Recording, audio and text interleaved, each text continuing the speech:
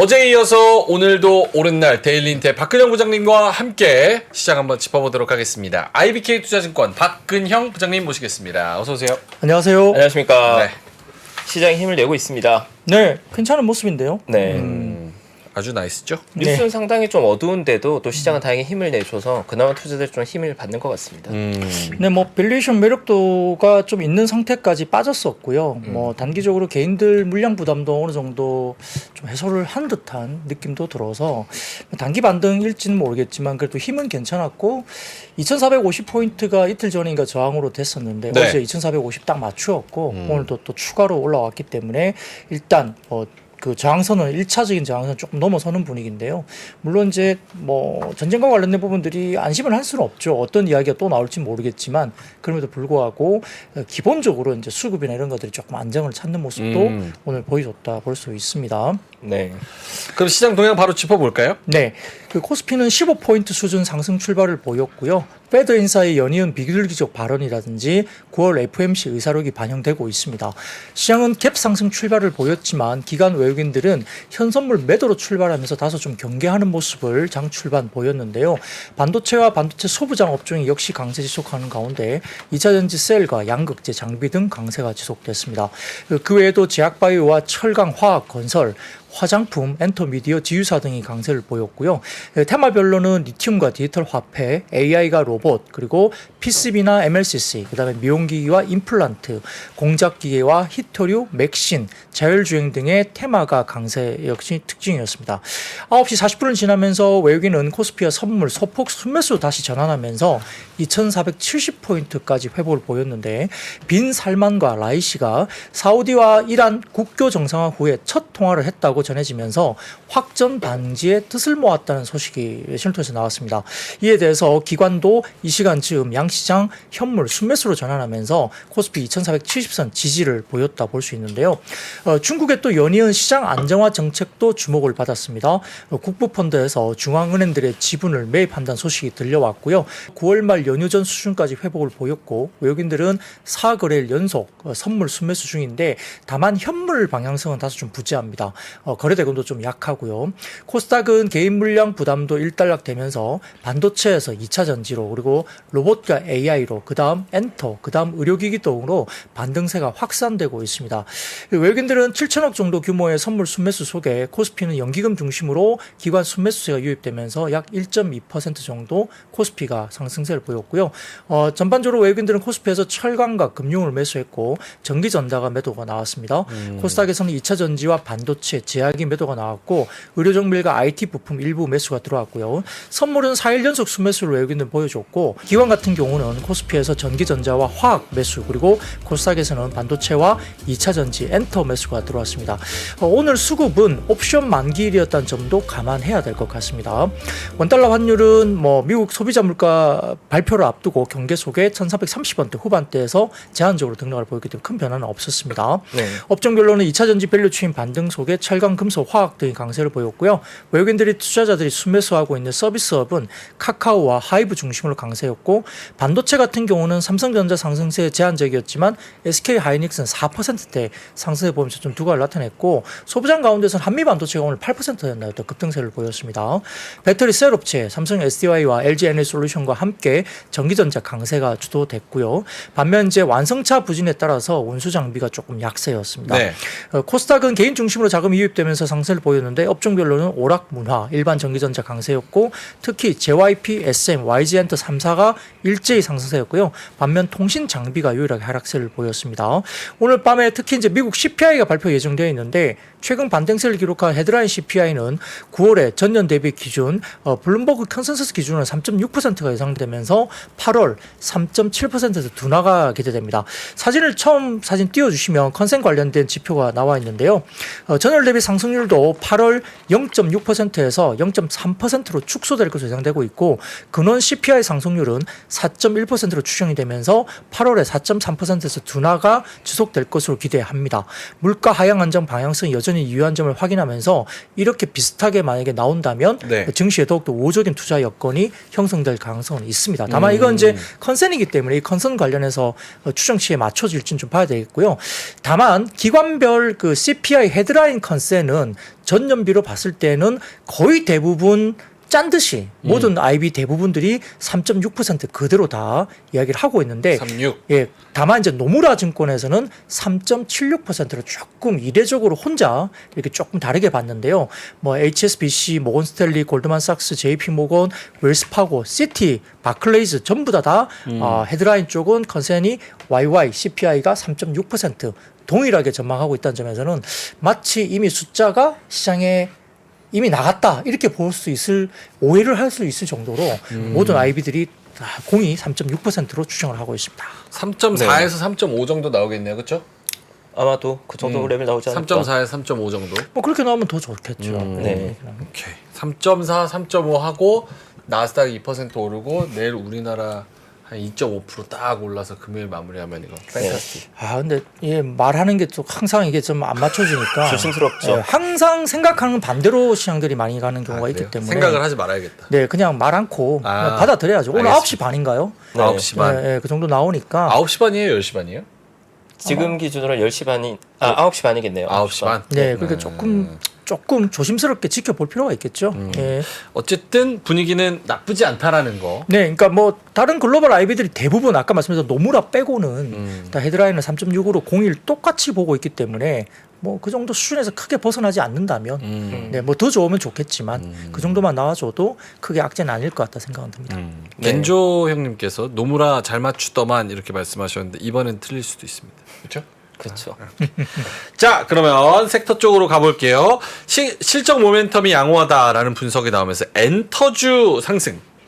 네, 뭐 오늘 사실 뭐 반도체도 괜찮았는데 뭐 반도체는 몇 번 조금 중복적으로 이야기를 했기 때문에 굳이 뭐 반도체를 또 들고 오진 않았고요. 3분기 주가 관련된 조정이 꽤 나왔던 엔터주가 오늘 그나마 올라온 모습들이 좀 보였습니다. 하나증권에서 최근에 실적 모멘텀이 양호하다는 분석 자료를 내기도 했는데요.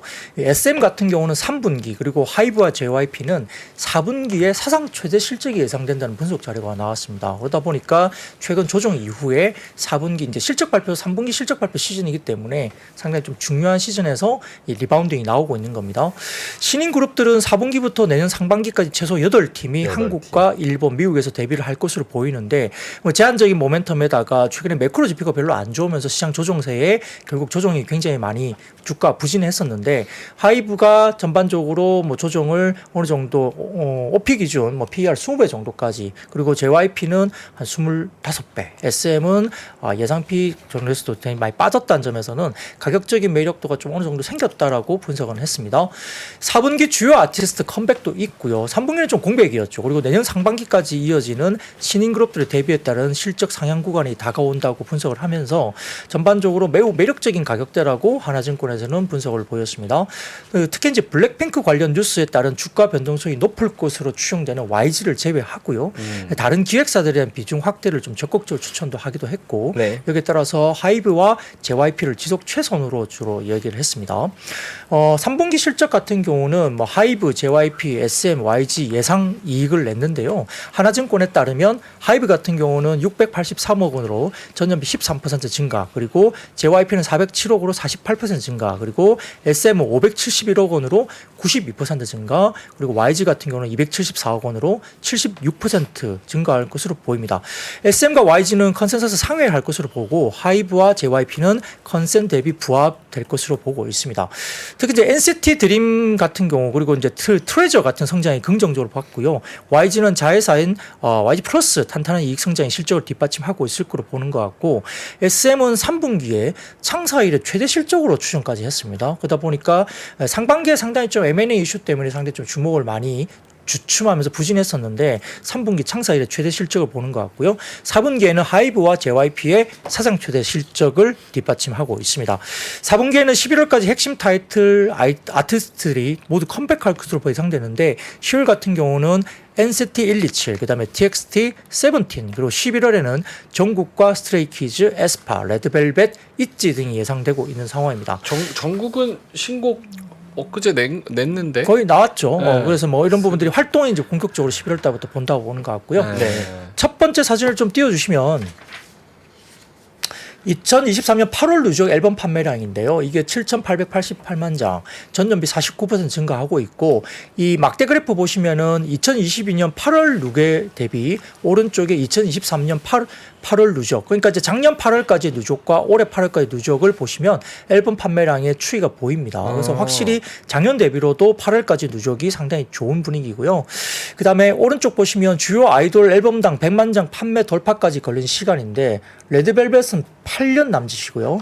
트와이스는 7년 남짓, 그리고 엑소도 6년 반 정도, 그리고 세븐틴도 지금 한 5년 가까이 걸렸죠. 근데 오른쪽 보시면 어떻게 됩니까? 뉴진스 뭐 이런 쪽, 그다음에 라이즈. 예, 뭐 볼 필요 없죠. 1년 미만입니다. 그래서 와. 이렇게 빨리 100만 장 이상 돌파가 되고 있기 때문에, 예, 과거에는 신인 그룹이 나오면 이게 뭐 들어가는 비용이 몇 년 동안 계속 투입되면서 100만 장 넘기기가 힘들었죠. 그래서 비용이 고정비가 많이 들어가니까 신인 그룹에 대한 비용 부담 때문에 꽤 시간이 오래 걸리면서 실적단이 올라온 게 좀 힘들었는데, 최근에는 뭐 나오자마자 뭐 그냥 이렇게 팔다 보니까 아무래도 시장에서는 이제 기존 아티스트도 활성하게, 굉장히 왕성하게 활동하고 있는 반면 신인 그룹들이 바로 애드업이 되니까 실적단 상당히 좋아질 수밖에 없다 볼 수 있습니다. 네. 자, 그 다음 사진 보시면 4대 기획사 합산 음원 매출 추이인데요. 5년간 459% 성장세를 보입니다. 특히 이제 막대 그래프 보시면은 밑에 짙은 녹색인가요? 하이브가 짙은 녹색이고 SM, JYP, YG 순으로 보시는데, 확실히 하이브의 성장세가 돋보이죠. 네. 가장 큰 그 영업이 음원 매출 추이를 또 갖고 있지만 성장 속도도 상당히 좀 돋보입니다. 돋보이고, 그리고 SM도 좀 탄탄하게 그래도 음원 매출이 나오는 것 같고요. 뭐 성장이라기보다는 좀 탄탄하게 유지는 되고 있습니다. 그리고 약간 짙은 회색이 JYP, 그리고 옅은 회색이 이제 YG 정도입니다. 그다음 오른쪽 보시면 4대 기획사 합산 음반 매출 추이인데요. 6년간 875% 성장하는데, 역시 하이브의 성장세가 좀 많이 돋보이죠. 확실히 많은 포지션을 차지하고 있지만 역시 성장세도 확실히 돋보이는 모습이 보이고 있습니다. 그리고 SM도 괜찮은 모습이고요. 짙은 회색인 JYP도 생각보다 22년부터 성장세가 확실하게 돋보이는 게 보입니다. 그래서 JYP도 이런 부분에서 영업이익단 이런 부분들이 상당히 견조하게 볼 수 있다 볼 수 있고요. 그 다음 사진 보시면은 음반 수출 추이입니다.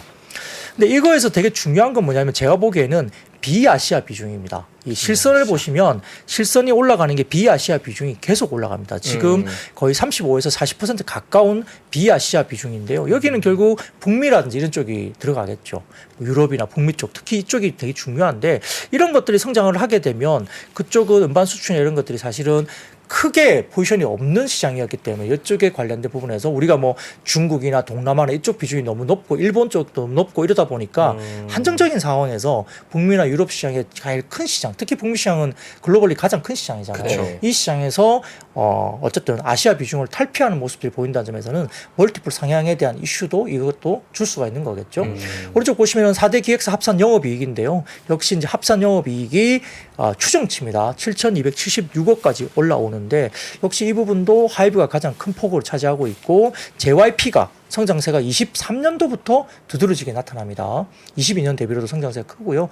그 다음에 YG도 어느 정도 성장을 하고 있고, SM도 생각보다 꽤 주춤하지 않고 꽤 올라오죠. 굉장히 좀 옅은 회색을 보시면 그렇습니다. 그래서 실적 추정 상향 시장이 다가오고 있는데, 두 번의 구조적 성장을 보고 있다 하면서 이제 우리가 뭐 예를 들어서 일본까지 성장을 하고 이렇게 나타났지만, 연간 한 3천억 정도 내외의 영업이익을 기록하는 시대가 이미 온 거죠. 그래서 일본도 그렇고 미국도 그렇고 마찬가지인데요.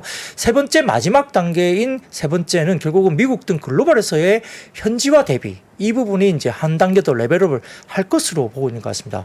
그리고 한국 기준으로는 라이즈가 100만 장 이상의 데뷔 앨범을 가진 엄청난 성과를 지금 확인을 하고 있고요. 4분기에는 YG에서 베이비몬스터, 굉장히 전 좀 중요해 보입니다. 왜냐하면 YG는 블랙핑크 노이즈가 꽤 크기 때문에 베이비몬스터가 성장을 보여주지 못하면, 초반에 어떤 핫한 방점을 찍지 못하면 조금 YG는 흔들릴 가능성이 있지 않을까, 이런 생각 좀 들거든요.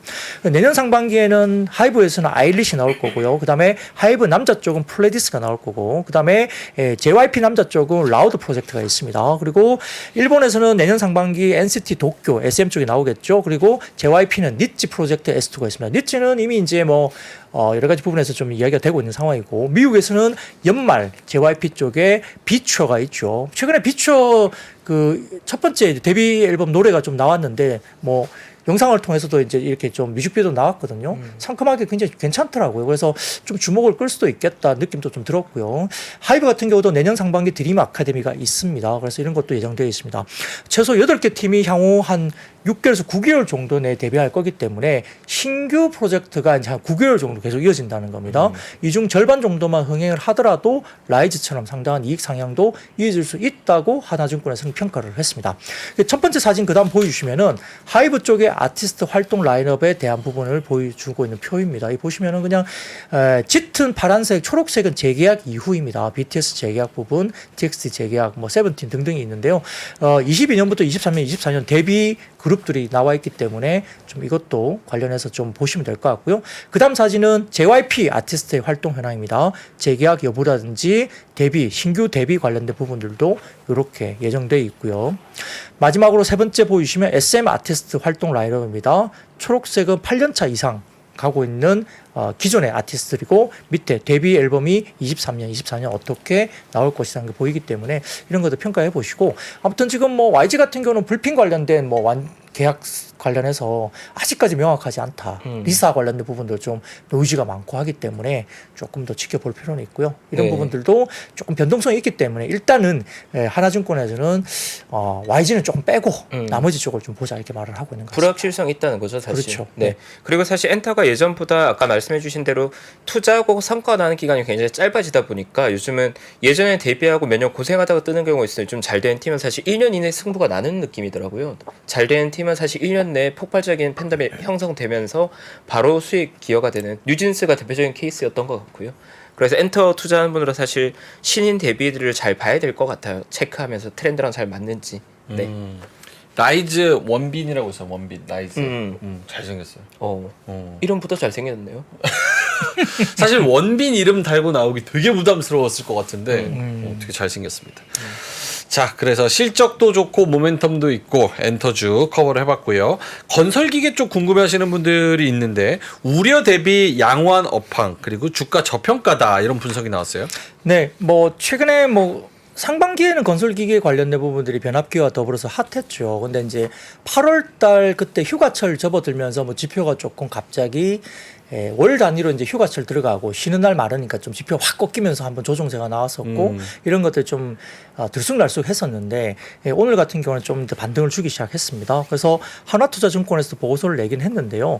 건설기계 업종의 3분기 실적이 상반기 대비로는 조금 둔화될 수도 있겠지만은 이를 감안하라도 현재 주가가 과도하게 좀 빠진 것 같다. 그래서 저평가 받고 있다는 분석 자료를 썼습니다. 더군다나 이제 북미 호황은 단기에 끝나지 않을 거기 때문에 북미 쪽은 계속 좋을 것이라고 이야기를 했고요. 이러한 최근의 우려가 주가가 빠지면서 기회로 작용 가능한 구간까지 빠졌다라고 판단을 했습니다. 자, 첫 번째 사진을 가져와 봤는데 이거는 이제 우리가 뭘 말하냐면 HDI 빨간색이 이제 중국의 점유율인데요. 이게 보시면 거의 2%까지 중국 점유율이 빠졌어요. 그죠? 이게 현대 인프라 코어 같습니다. 아, 현대 인프라 코어. HT 인프라 코어인가. 그래서 이제 이게 보면 중국 쪽의 내수 굴착기 판매 대수도 많이 줄어 있지만 점유율 자체도 거의 줄었기 때문에 2021년 정도부터도 거의 2에서 3% 정도 수준이거든요. 그러니까 국내의 어떤 회사들이 대부분 다 중국 시장에서 이미 철수한 지가 오래됐다는 거예요. 이만큼 이제 국적에 크게 의미가 없는 시장으로 중국은 보아도 된다. 지금의 건설기계 쪽은 역시나 이제 북미 쪽 그리고 이제 유럽이나 그다음에 어떤 동남아 그 중동 쪽의 어떤 자원 개발국 이쪽이 상당히 중요한 이슈가 되는 거지 중국 쪽이 안 좋다고 해서 뭐 건설기계가 안 좋다 이렇게 보는 시점은 좀 아니라는 이야기를 하기 위해서 이렇게 점유율이 이미 이제 중국 쪽에 많이 빠져 있는 모습을 평가를 하는 것 같고요. 다음 사진 보이시면은 미국의 건설 지출 추이인데요. 이게 뭐냐면 약간 아래쪽에 짙은 그 회색은 주거 관련된 건설 지출이고요. 위쪽에 옅은 회색은 비주거 관련된 지출인데 최근의 성장은 대부분 다 비주거 쪽에서 나왔습니다. 그래서 까만색, 검은색으로 이렇게 실선을 보이는 게 비주거 쪽의 YY 성장인데 지속적으로 굉장히 성장을 계속 하고 있고 거의 20% 가까운 비주거 쪽의 건설 지출이 나오고 있죠. 이게 굉장히 좋았고 빨간색 실선이 주거 관련된 YY 성장률인데 역시 주거 관련된 성장률은 마이너스권으로 접어들었었죠. 근데 이마저도 최근 들어서는 마이너스가 현격하게 줄어들면서 성장률도 다시 한번 바닥을 주고 돌아서기 시작하는 모습이 보인다는 거죠. 아직까지는 주거 쪽의 성장률이 마이너스권이긴 하지만 거의 제로 베이스까지 올라오고 있는 점도 의미가 있습니다. 근데 핵심은 비주고 쪽에 나온다는 거예요. 인프라 투자가 결국 좋은 거예요. 네. 미국의 뭐 일단 주택 건설보다는 뭐 도로, 항만 이런 인프라 투자에 대한 부분들이 성장세가 굉장히 좋았다는 겁니다. 자, 다음 사진 보시면은 미국의 국내 쪽에 미국향 굴착기 월별 수출액 추이인데요. 나쁘지 않아요. 수출액 YY 성장률도 플러스권에서 계속 놀았고요. 오른쪽에 미국의 월별 건설기계 신규 주문 추이도 대부분 다 보면 막대 그래프가 신규 주문 추이가 계속적으로 성장하는 모습이 보였다는 거죠. 미국 쪽 관련된 모멘텀이 여전히 살아있다고 볼 수 있습니다.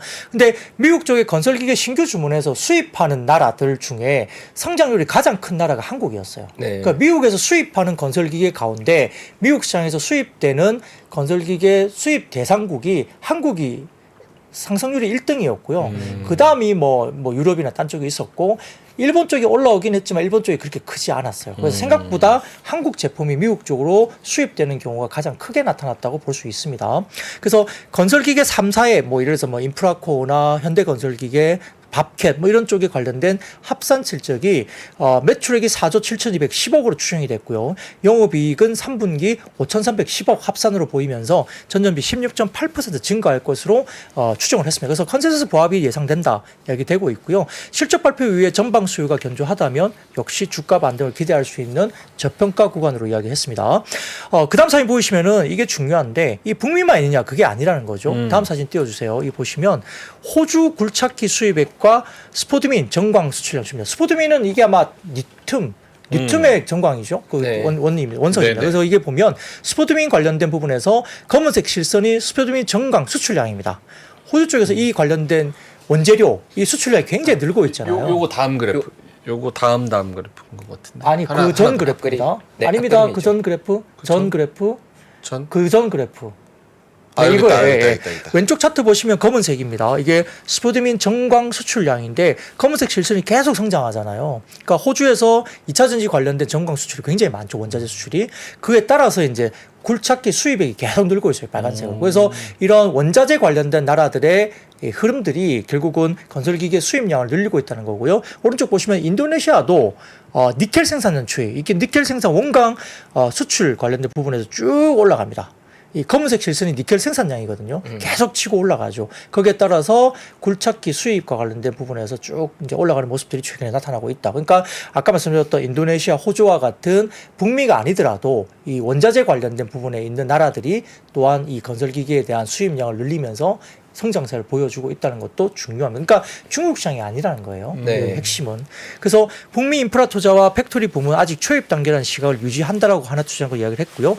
7, 8월 기준 3분기에도 국내 미국향 굴착기 수출액은 약 1억 4천만 달러로 전년비 54% 증가했다고 평가했습니다. 그리고 비주거용 건설 지출은 7, 8월에도 여전히 매월 최고치를 경신해 나가고 있고 주거용 같은 경우는 8월 연완산 약 8,900만 달러. 그러니까 이제 이게 전년비 마이너스 3% 정도 수준인데 그래도 연초 이후에는 전 월비 회복세가 이루어지고 있다고 평가했으니까 주거용 같은 경우는 좀 주춤은 나쁘지 않다고 보는 것 같습니다.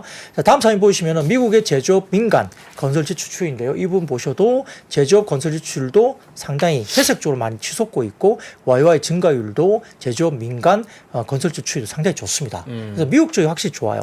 다음 사진 보시면은 건설기계 글로벌 피어 그룹 대비 P 기준인데요. 오. 자, 뭐 싸네요. 네, 싸죠. 그러니까 이제 여기 위쪽에 실선이 보이죠. 회색 실선이 짙은 회색 실선이 보이는데 그게 이제 평균. 글로벌 이 다른 회사들의 대부분 추이가 이 정도 있다는 걸 평가해 준 거고요. 근데 밥캣, 인프라코어 뭐 건설기계 이쪽 보시면 현대건설기계 보시면 어디예요? 되게 P가 낮죠. 네. 저렇게 싼 이유가 있습니까? 굳이 찾아보자면? 탑티어 대비 이제 미국 쪽에 점유율이 낮아요. 아직까지 뭐 한 자리 숫자 정도 수준이라서 그러니까 성장률이 크게 나타날 수 있는데 아무튼 탑티어들 뭐 이런 쪽과 대비해서는 조금 아직까지는 북미 시장의 점유율이 조금 낮은 편인데 뭐 그래서 이제 상대적으로 PER이 낮게 형성된 건 맞습니다만 성장세로 봐서는 충분히 굉장히 좀 애드업을 할 가능성이 룸이 많이 남아 있는 거죠. 예를 들어서 뭐 밥캐시랑 우리 뭐 인프라코어나 이런 쪽이 뭐 북미에서 이미 20-30% 하고 있다. 이건 아니거든요. 그러니까 이게 성장에 대한 부분들이 조금만 성장해도 2배 성장 이렇게 나올 수도 있잖아요. 네. 그러니까 이런 부분들은 충분히 따라잡을 수 있는 부분은 있다고 볼 수 있는데 여튼 이런 부분에 대해서는 우리가 아직까지 북미 시장이 쉽게 꺾일 것 같지는 않다고 볼 수도 있습니다. 저평가는 맞네요. 저평가? 사요? 글쎄요. 요게 최근에 좀 많이 떨어졌죠. 현대인프라코어도 한 14,000원 가다가 지금 9,000원 수준이니까 여기서 이제 회복할 수 있을지 이런 거를 좀 지켜봐야 될 것 같습니다. 근데 지금 뭐 PE 기준으로 보면은 싼 것 같은데 매기가 들어와야 말이죠. 네, 건설기계 쪽이 사실 시장에서 관심은 그렇게 많이 못 받았던 것 같아요. 네, 시장 주도주 역할을 한 지는 좀 오래됐죠. 오케이. 사실 뭐 우리가 이제 조금 복기를 해보면 누가 변압기 관심 가졌어요? 저는 변압기 올해처럼 이렇게 관심 가진 적이 기억도 안 나거든요. 몇 년 내에 우리가 변압기가 좋다고 해서 변압기를 그렇게 끌어올린 적이 과연 최근 몇 년 사이에 있었나요? 별 기억도 안 납니다. 근데 올해 같은 경우에는 그 변압기에 대한 사이클에 대해서 굉장히 긍정적으로 작용을 했고 또 실적도 그게 숫자가 나와졌기 때문에 변압기 회사들이 움직였거든요. 네. 그래서 아직도 좀 긍정적으로 보는 포지션이 꽤 있는 것 같은데요. 이게 변압기 같은 경우도 거의 한 15년, 20년 만에 온 사이클이에요. 그 과거에 과거 변압기 회사들은 뭐 건설기계하고 비슷하게 움직이고 있지만 북미 모멘텀이 비슷한데 과거에 국내 변압기 회사들의 OPM 그러니까 영업이익률이 거의 15% 정도에 달했습니다. 근데 이런 회사들이 지금 최근에 굉장히 힘들어지면서 뭐 BEP도 못하거나 겨우 BEP 정도 맞추거나 이 정도밖에 안 됐거든요. 근데 작년 올해부터 시작해서 올해 특히 상반기에 이 주도주 가운데 변압기에 그래도 주도주라 할 수 있는 종목들이 한 5에서 6% 정도까지 OPM이 올라오기 시작한 거죠. 영업이익률이. 네. 그 마이너스권이나 BEP 정도밖에 못했던 것들이 5%, 6%대로 OPM이 올라오고 매출 사이즈도 커지기 시작한 거죠. 네. 북미 쪽의 모멘텀을 가지고. 근데 그게 과거를 대비해 보면 15% 가도 이익률을 구가했던 섹터잖아요. 근데 그게 거의 15년 만에 온 거죠. 그러니까 이제 소외받던 쪽에서 주가 플레이가 나오기 시작하는 거고요. 그래서 네. 이런 부분들이 같이 건설기계가 좀 오버랩이 되는데 일단 상반기에 좀 많이 달렸어요. 주가 부분이 좀 달렸기 때문에 하반기 들어오면서 이제 상반기에 꽤 올랐으니 지금 상반기만큼의 주가 포지션, 포텐을 갖기는 좀 쉽지는 않죠. 이미 수익률을 꽤 줬던 섹터잖아요. 하지만 최근에 고점 대비 조정을 받고 그다음에 숫자가 충분히 그걸 상쇄할 수 있는 숫자가 다시 한번 확인이 되면 리바운드에 충분히 나올 수 있는데 아무튼 뭐 고점을 돌파할 수 있을 정도의 숫자가 나올지는 한번 좀 조심스럽게 봐야 됩니다. 네. 네. 근데 이제 상반기 대비 하반기의 그 어떤 성장률이나 텐션은 조금 슬로우할 수는 있겠죠. 상반기가 워낙 좋았으니까. 알겠습니다. 자, 배터리 쪽으로 넘어가 보겠습니다. SDI와 스텔란티스 전기차 배터리 합작 2공장 부지 결정 소식이 있었고 어제 또 LG엔솔 호실적 내놓으면서 2차 전지주 상승세 지속됐습니다. 네, 어제는 LG 에너지 솔루션 같은 경우는 AMPC 관련된 추정치가 시장에서 생각했던 것보다 훨씬 많은 AMPC 관련된 수령액이 나오면서 이게 이제 안 팔린다고 하는데 이렇게 AMPC 수령액이 시장에서 생각하는 것보다 더 많이 수령을 했다면 그럼 생각보다 수요가 좋았던 거 아니야? 이렇게 생각을 한 것 같아요. 그러다 보니까 이제 급등각이 일단 나왔고 오늘 같은 경우는 이제 삼성 SDI와 스텔란티스의 두 번째 전기차 배터리 합작 공장 부지가 미국의 인디애나주 코코모시로 낙점이 됐다라고 이제 나오면서 주목을 받았습니다. 사진을 띄워주시면 삼성 SDI 미국 내 전기차 배터리 합작 공장 그 현황인데요. 네. 보시면은 가운데 쪽에 코코모시가 보이죠. 그래서 그 뒤에 이제 스텔란티스 합작 2공장도 그 바로 옆에 같이 있습니다. 인디애나주에. 코코모 C군요. 예, 코코모시입니다. 코코모. 네. 오케이. 이름도 참 인디애나의 재밌어요. 코코모. 코코모. 귀여운데요? 네, 귀여워요. 예. 인디안 뭐 그쪽 그런 거겠죠. 전통적인. 네, 그래서 인디애나 주 내에 이렇게 GM 합작 공장, 스텔란티스 합작 1공장, 그리고 스텔란티스 합작 2공장 이렇게 형성이 되어 있습니다. 위치적으로 그렇습니다. 그래서 이제 지난 7월 발표한 합작법인 스타플러스 에너지 2공장의 부지를 현재 건설 중인 1공장 인근으로 결정했다 밝힌 거고요. 합작법인은 총 생산 능력 67기가와트시 규모의 스타플러스 에너지 코코모 기가팩토리라고 완성한다는 계획을 갖고 있습니다. 그래서 이런 부분들이 오늘 좀 주목을 받았고요. 그다음에 이제 LG 에너지 솔루션은 어제 말씀드렸듯이 시장 예상치를 상회하는 3분기 실적을 발표했기 때문에 이런 부분들도 상당히 좋았는데 특히 영업이익이 시장 컨센서스를 5%는 상회하는 수준을 냈잖아요. 그러니까 3분기 실적이 좀 안 좋을 거야 계속 이야기가 나왔기 때문에 오히려 이제 시장 서프라이즈가 좀 더 다가왔다 이렇게 볼 수 있는 상황이고요. 특히 이제 이와 관련해서 하나투자증권에서도 그렇고 다른 증권사들도 LG 에너지 솔루션에 대해서 실적의 컨센서스 상회 배경은 얼티엄 셀즈 1공장 출하 약 4.8기가와트씩 추정됐던 것이 예상보다 컸기 때문이라 분석했습니다. 그러니까 이제 본격적으로 이제 출하가 좀 더 본격화된다는 것에 대한 분석이 나오면서 그게 좀 더 긍정적으로 작용했고요. 당초에 3분기 얼티엄 셀즈 1공장의 출하는 3.8기가와트시 정도로 추정을 했습니다. 굉장히 좀 더디게 상승할 것으로 시장에서 예상을 했는데 이것보다 훨씬 잘 나오니까 이거에 대해서 어링 서프라이즈로 생각을 한 거죠. 여기에 네. 따라서 3분기 AMPC 이익은 2,155억 원으로 추정치 1,654원 원 대비 굉장히 상회했다 이렇게 이야기를 한 것 같습니다. 그래서 다음 표를 보시면 NH투자증권에서 LG에너지솔루션 관련된 AMPC 반영 금액 추정입니다. 이게 23년, 24년, 25년, 26년 관련해서 AMPC 유입 금액에 대해서 지분을 반영한 금액을 이제 도표화한 거거든요. 이걸 보시면은 상당히 큰 금액이죠. 23년 예정은 3,780억, 24년은 이게 얼마죠? 1조 1,970억, 그죠? 네. 25년은 2조 5,450억, 26년은 4조 5천. 그러니까 뭐 엄청나게 성장 거죠. 속도가 엄청나네요. 진짜. 그렇죠. 예, 그러니까 지분을 반영한 AMPC 반영 금액 추정이 이렇게 급속도로 올라가기 때문에 이런 부분에 관련해서 상당히 좋아질 가능성이 있다라고 보는 것 같습니다. 그리고 이제 13일 에코프로 그룹의 실적이 발표 예정이 돼 있는데 LG 엔솔이 깜짝 실적 발표했으니까 어떻게 되죠? 에코프로도 기대감이 높아질 수밖에 없죠. 네. 그러다 보니까 이제 주식들이 움직이기 시작하는 거예요. 그래서 이런 것도 좀 보시면 될 것 같고, 자, 그다음 사진 보이시면.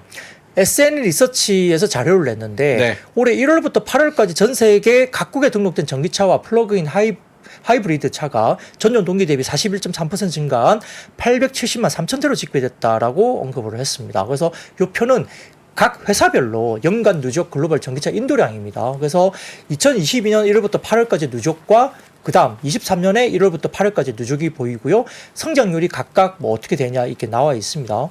이 가운데 7위 정도 되는 게 현대기아죠. 11.7%. 작년 대비 성장은 조금 아쉬워요. 그죠? 근데 이제 BYD가 87.4% 엄청난 성장했고요. 네. 테슬라도 62.5% 그리고 길리도 지금 뭐 길리도 45.6% 성장했죠. 뭐 BMW도 34.5% 성장세가 꽤 괜찮은 회사들이 꽤 있습니다. 네. 그래서 이렇게 보시고 점유율도 보시면 조금 차이가 있습니다. 그 다음 사진 보시면은 연간 누적 지역별 글로벌 전기차 인도량인데요. 여기 보시면은 중국 쪽에서 성장률이 39.6% 나왔고요. 그 다음에 유럽이 33.9% 그리고 북미가 53.7% 아시아, 중국을 제외한 아시아도 60.2% 정도 나왔습니다. 그러니까 전반적으로 점유율이 상당히 좀 중국 지역이 역시 좋은데 성장률도 상당히 견조하게 나왔다라고 일단 분석은 됐습니다. 이렇게 해서 뭐 중국만 성장을 했느냐 그건 아니라는 거죠. 지금 성장률을 보면 유럽도 33% 그리고 북미가 53.7% 꽤 성장이 높죠. 네. 예, 그러니까 이제 이런 부분도 좀 저희가 참고를 할 필요가 있겠습니다. 그래서 전기차 관련 쪽도 좋았고요. 그다음에 리튬이나 폐배터리 쪽도 굉장히 좋았거든요. 네. 근데 저는 좀 어제도 잠깐 말씀드렸지만 그 탄산 리튬 가격이 더 빠지지 않고 횡보를 하고 있다. 이게 만약에 바닥을 주면 관련된 2차전지 양극재를 포함해서 좀 주가 좀 움직일 가능성이 있다고 제가 말씀드렸는데 네. 자, 다음 사진 보이시면은 이게 오늘 오전에 공유된 그 중국의 탄산 리튬 선물 가격이거든요. 오른다. 선물가요. 오른쪽에 보시죠. 제일 끝에 보시면은 양봉으로 이렇게 5일 연속 올라왔죠. 반등이죠. 예, 선물 가격. 탄산 리튬 선물 가격이 5일 동안 상승세가 유지되고 있습니다. 그래서 오늘 오전 3.7% 올라가면서 15만 위안을 상향 돌파했습니다. 그러니까 탄산 리튬 가격이 올라가기 시작하니까 물론 이제 국내 같은 경우는 수산화 리튬이 중요한데 탄산 리튬하고 거의 비슷하게 움직여 왔어요. 네. 그러니까 이 부분이 이제 결국은 바닥을 찍고 좀 반등을 주는 거냐. 그리고 제가 어제 말씀드렸죠. 일부 중국의 리튬 생산자들이 이제 거래 안 하니까 우리 대화하기 싫어. 뭐 상담 창구도 안 열고 이제 뭐 우리가 뭐 주는 거 물건 주는 거 이제 대화도 안 하겠다. 일부는 또 공급을 줄인다. 이런 이야기 계속 나왔다고 네. 말씀드렸잖아요. 그러니까 반등세가 나오기 시작하는 것 같고요. 연휴 이후 현물 가격 17만 위안 정도에서 하락을 멈춘 가운데 감산 효과 그리고 수요 회복 기대 때문에 현선물 가격차 축소가 시작되면서 다시 올라옵니다. 근데 다음 사진이 더 재미있습니다. 다음 사진 보여주세요. 이게 뭐냐면 장중 탄산 리튬 선물 가격이 오늘 상한가 터치를 했습니다. 중국 시장에서. 탄산 리튬 선물 가격이 상한가를 들어갔어요. 그래서 6.97% 상승하면서 톤당 16만 4,900위안 정도 기록했습니다. 그래서 리튬 관련주가 중국 시장에서 강세를 나타냈고요. 어쨌든 장중에 탄산 리튬 선물 가격이 상한가를 터치하면서 굉장히 강한 상승세가 선물 시장에서 나왔다는 겁니다. 원자재 선물이 상한가가 있어요? 뭐 중국 시장에서는 있다고 합니다. 우와, 진짜요? 예. 저게 7%가 상한가예요? 네, 뭐 그렇다고 하네요. 예. 오. 그래서 이게 나오니까 바닥권에서 확 튀어오른 거죠. 오. 양극재나 다른 쪽은 나중에 판가가 이후에 몇 달 뒤에 반영은 되겠지만 아무튼 최근에 계속 이 현물 가격이나 이런 탄산이 좀 빠지니까 판가 빠질 거야, 실적 안 좋을 거야, 그러면서 주가들이 빠졌잖아요. 네. 근데 이제 확실히 리튬 가격에 턴어라운드가 이렇게 나오니까 이 부분이 됩니다. 근데 이제 미래에셋증권에서 어떻게 이 이야기를 한 거냐면 9월부터 장시성 지역의 기업들 동절기 맞이해서 감산을 시작했고요. 네. 그다음에 북서부 지역 생산량에 일부 영향을 미칠 거다 이야기를 했습니다. 그래서 감산 효과가 있다 보는데 다만 수요가 아직까지 좀 약하기 때문에 리스크가 상존하고 있고 추세 전환을 보기는 좀 힘들다 이야기했고요. 오케이, 알겠습니다. 하나만 표를 보여드릴게요. LG엔솔 관련된 지역별 EV 배터리 증설 계획인데 예. 이것도 아마 참고를 해보시면 네. 좋을 것 같습니다. 알겠습니다. 감사합니다. 아, 요 도표랑 그래프랑 내용은 또 신의 자료실 들어가시면 한번 쫙 읽어보실 수 있으니까 한번 자세하게 숫자를 따져보고 싶으신 분들은 들어가 보시면 좋을 것 같습니다. 자, 그럼 데일리 힌트 IBK 투자증권 박근영 부장님은 여기서 인사드리도록 하겠습니다. 고맙습니다. 감사합니다. 감사합니다. 복잡하고 어렵게 느껴지는 재무제표와 용어들, 친절한 투자 멘토 사경인 마스터가 매주 새로운 콘텐츠로 알기 쉽게 설명해드립니다.